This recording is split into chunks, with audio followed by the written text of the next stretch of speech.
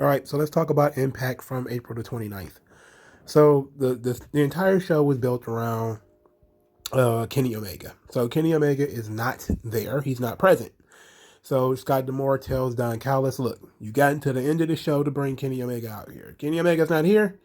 We're going to strip him of the Impact World Title, and he's going to be suspended from both companies, both AEW and Impact, because he promised that he was going to meet all of his commitments, and Tony Khan gave his word that Kenny Omega would make all of the appearances necessary. So while Don Callis dealt with that, Scott D'Amore had to deal with all the screaming wrestlers who want to fight Kenny Omega. So he had a public service announcement. He got everybody outside the ring and he says, "Okay, look, we got this thing here. It's called Under Siege. So we're gonna do a 6-man match, a 6-way match. The winner will be the number one contender Under Siege. Or if Kenny Omega does not show, they will be the Impact World Champion." So then he says over the next 2 weeks, there will be 6 qualifying matches. 3 on this show, 3 next week. And the winners will go on May 15th to wrestle Under Siege. Okay, done, right? Made sense. So then he picks the first 3 guys, the first 2 guys to wrestle, and this became the first match. Jake Something versus Chris Bay. They started out good, right? This started out really good because I was actually impressed that they would pick young guys to put in this position. So Chris Bay and Jake Something, they have a decent to good match. Jake loses because Rohit Raju randomly pulled his leg. The wrestlers were outside the ring, kind of just watching as, like a lumberjack match, but they weren't involved that much. And for apparently no reason, Rohit Raju decided to screw Jake Something. Jake turned around. Chris Bay hit him with a drop kick, rolled him up 1, 2, 3. So Chris Bay is in Under Siege. This was his return match. He had disappeared for quite a while. So Jake is not going to be saddled with Rohit Raju. I enjoy that there were some young guys involved. That was great. But I don't like that it was a BS finish. I think that they were trying to protect Jake, but still, I didn't like it. So the next match, well, I liked the match. I didn't like the outcome. So later on in the show, Moose, he approached Scott D'Amore and says that, there's only one guy who can really defeat Kenny Omega. And there's no point in him going through all these hoops. He can beat Kenny Omega. Everybody knows he can beat Kenny Omega. Just give him the match. So Scott D'Amore is like, look, you're a 5'2" player, and you're going to have to beat 5 guys in order to fight Kenny Omega. And then Moose just kind of intimidated him a little bit. And he's like, look, you're a great athlete. You can do this. I believe that this one match you're going to be in it's nothing but a warm-up match for you. You can handle that. You can handle one little match, and then a 6-way, you can do that. You're a superstar. So then Moose kind of hemmed him up on the wall. Like, look, I see you trying to take advantage of our friendship. I really want to fuck you up right now because you're patronizing me. And so then James Storm shows up. And James Storm talks about how punchable and beat upable Scott D'Amore is, because Scott D'Amore is a little fat prick. And, he says, look, I had to deal with this guy when we were in, I think, did he say Team Canada? He said he wanted to beat him up when they were in Team Canada. I don't think James Storm was in Team Canada. I think he was just, they feuded with Team Canada a lot as America's Most Wanted and stuff like that. And he says, like, I know you want to beat him up. I had wanted to at some point in time too, but now I think he's the executive, vice president or some shit of Impact. And he said, look, you can't just go around beating this guy up. And for some odd reason, James Storm had 2 bag lunches. And Moose is just looking at him like, what the hell do you want? And he says, well, my grandpappy would always say, you never get into a fight with a man bigger than you without bringing a bag lunch. And you like a 2-bagger. So I brought 2 bag lunches for you. He gives the 2 bag lunches to Moose. And Moose just holds these lunches like, what in the hell?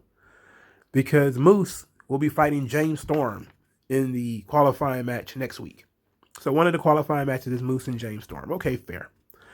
I didn't get the bag lunch thing. I don't understand why he gives the bag lunches to Moose, but James Storm is just there for the papes, dog. He's just there for the coin, right? He's not.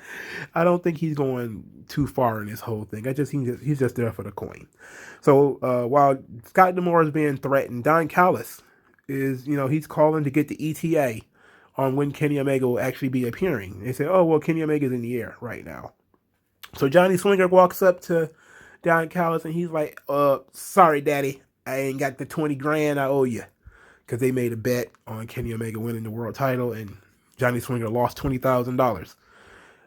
And he had 100 excuses why this was a problem. He had Hernandez with him. So he was trying to, watch his back. And Don Callis was like, okay, look, you got to give me my 20 grand. And Johnny Swinger had 100 excuses why he didn't have that 20 grand. And then he said, all right, look, we can go even Steven if you do this. He was like, Kenny Omega is going to need a ride from a private airport. And he says, do you have anybody, a toady, a stooge, anybody? And Johnny Swinger was like, yes, I got a stooge. And he was like, get your stooge to pick up Kenny Omega from the airport. That's all you got to do. If you do that, we're square. You don't owe us anything. And then Johnny Swinger was like, right, old daddy. And he went upon getting Johnny Bravo to pick up Kenny Omega from the airport. That was the plan. So the next match that took place in the tournament was Matt Cardona versus Brian Myers, a rematch from Rebellion, which Matt Cardona won. So Chris Bay and Matt Cardona were the first two guys to qualify for the Impact #1 Contenders match. So then you had Violent by Design. So Violent by Design cut a promo about, disappointment. How disappointment can deceive you and make you do things and make you choose the wrong thing. But when the stakes is the highest is when the sickness is its strongest, and it's also when they are at their strongest. And that Diener lost to James Storm. He also lost to James Storm. He says there's nothing wrong with that. But we have to have representation in the six-man, in the six-way. And he says that, Rhino is going to be their representative. So Rhino, I believe, is wrestling I think he's wrestling Chris Sabin, I think. I didn't memorize this, but Rhino is going to be wrestling on behalf of Violent by Design to get into the qualifying match. And this is, part of their belief system. They believe in violence, and they believe this is the way to, fixing all of the wrongs that has been going on right now. So we're getting a lot of emphasis on this tournament. It's only 2 weeks, but the show was in 2 or 3 weeks, so fair enough. So going into the main event, we had Chris Bay and Matt Cardona being the two guys that were already in. Last match, Sami Callihan versus Eddie Edwards. I felt like I've seen this match 600 times. They were having a little row. They were kind of getting at each other. And then Kenny Omega appears. Just in the nick of time. Just as the show was seemingly about to go off the air, he interfered, got in the ring, beat up both of them, Sami Callihan and Eddie Edwards. They did, him and the Good Brothers, they beat up both guys, did magic killers on both of them. Callihan was about to hit a V-trigger on, Callihan. Omega was about to hit a V-trigger on Callihan. Then Finjuice runs down to the ring. So Finjuice clears the ring. Omega takes, he powders him and the Good Brothers. They get the hell out of there. And so while we didn't get a pinfall or a submission, it seems that Sami Callihan is going to go forward. Now, Sami Callihan had approached Don Callis earlier in the night, and he had told Don Callis that, you guys have had all this planned for all these many years.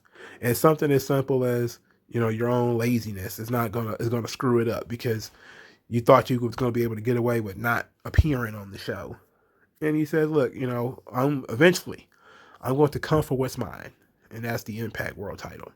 So that's why they beat up Sami Callihan. So I'm guessing Sami Callihan was the first person attacked. Therefore, he won by disqualification. But it was announced after the show that Under Siege will be another 6-man tag It will be Eddie Edwards and Finn Juice versus Kenny Omega and the Good Brothers. They love these 6-man tags. They really do. They love them. Love them, love them, love them, love them, love them. Because Kenny Omega and Eddie Edwards are going to be in this match, I'm guessing Sami Callihan is going to be in the Under Siege match. All right. So that was the main story throughout the night, was Kenny Omega actually going to show up? And they, of course, he was going to show up. There was not much of a question that he wasn't. So I really didn't see how, why it was the running thread for the show. I didn't really get that. But, it's something. So another running thread throughout the show, Taylor Wilde. So Taylor Wilde was retired for 10 years. She came back to Impact Wrestling to win one more time the Knockouts Championship. So then she decides, she's going to wrestle Kimberly, the stooge for Deonna Purrazzo. So she, of course, does a promo saying, she's happy to be back and she's coming back to win the title. And then Tenille Dashwood appears. Tenille Dashwood says, hey, I've been looking for a tag team partner for weeks. And it's just awesome that you ran down at Rebellion to help me while they was beating me up. I had no idea you were coming out of retirement just to be my partner. And she was like, no, I didn't do that. I came down here, I helped you, sure, but that's not why I came back. And Tenille, being delusional, which she is like, oh no, that's perfectly fine. It's cool. I understand that you came back to be my tag team partner. And she was like, I'm not your tag team partner. Anyway, she kind of walked away because Tenille is annoying. Kimberly did her basic promo about how she's going to win. But Deonna Purrazzo says that, hey, look, you guys do your thing. I'm going to watch from the back. Kimberly expected Deonna Purrazzo to be at ringside for this match. But Deonna was like, nah, I think I'll watch on the screens. I think I'll watch in the back. And, I think it was Gia Miller kind of suggested that Deonna Purrazzo was scared of Taylor Wilde. I don't know why she would be. But she was scared of Taylor Wilde. And Deonna was like, no, I beat everybody on the roster. I cleared the division out. So I'm not scared of anybody. And then here comes Jessica Havoc, who kind of stood and stared at Deonna Purrazzo like, you haven't beaten me. But considering Jessica Havoc is not exactly, rocking and rolling in this division, who cares? But I think technically she hasn't beaten Jessica Havoc yet. So, but Deonna thinks that she's beaten everybody, so she doesn't have too much of a threat left. And then we find out that she does still have to wrestle Jessica Havoc. Okay, cool. So then the third match on the show, Kimberly versus Taylor Wilde. Taylor Wilde wins by submission. After the match, Susan attacked Taylor Wilde and beat her up. And then Tenille made the save. Tenille came down there and saved Taylor Wilde and tried to pretend to be her partner. And Taylor was, of course, hesitant at first and was like, no, you're still kind of a heel and a doofus. And, then over time, she just kind of was like, okay, well, whatever. All right, I guess we're friends. And so now Tenille and Taylor Wilde are buddies, or they're going to be watching each other's back. That ought to be interesting. I'm not a huge fan of Taylor Wilde. To be quite honest, I tuned out a lot in that match because I thought that, for her comeback match, it was fine, I guess. But Kimberly just doesn't, she's an empty vessel. Like Nevaeh was, that's how Kimberly is. She has no legitimate personality of her own. She's just known as being a stooge for Deonna Purrazzo, and she's not really even a good one. She's just kind of there. I don't know what she does for Deonna as much as she just gets in the way. I think she has, her gimmick is she's the curator. I don't know what that means. Does it mean, do you curate art projects? Because what does that mean? What does Susan do? It's they're just goons, right? They're just generic, masked goons. Who knows? So I really didn't care that much. And the match was a little too long for my liking. So the second match on the show was Sam Beal versus W. Morrissey. W. Morrissey, for people who don't know, is Big Cass from the WWE. So he cut a promo before he talked. He cut a promo before his match where he says that you may recognize this face, but you don't know who I am. In fact, you don't know who any of these people are. They all pretend to be good people. They all pretend that they love you. They all pretend to be your friends, but they not. This business is full of bad people. The difference between me and them is at least I'm willing to admit it. I was like, okay, eh, his promo skills are not bad. All right, they're not bad. But this kind of felt generic. I mean, at least he told us a mission statement that he's not afraid of being seen as a bad person. Um, that you still trying to tie him into Violent by Design, even though he was on his own and he had his own theme song and everything. He was not. I don't believe he was in the segment when they did the promo either. So he seems to be a lone wolf, and that's interesting. So he beat Sam Bill with a power bomb, which is 100% fair. Then we get Willie Mack. Willie Mack cuts a promo about, oh yeah, all the new guys. Whenever the new guys come in, they always want to pick on me. W. Morrissey beat me at the Rebellion match. I wasn't prepared for him, but I'm willing to fight him at Under Siege. Me and him Under Siege. And I was like, okay, your funeral, dog, big dog. So Willie Mack, who you would think would be in the tournament, is not in the tournament. W. Morrissey is also not in the tournament, but it makes sense. He's a new booty. You don't want to put him in there and have to put him in a position to lose so soon. So fair enough. So the fourth match, Ace Austin versus Jason Alexander for the X Division title. This match was good. Ace Austin's eyeshadow was very, very distracting.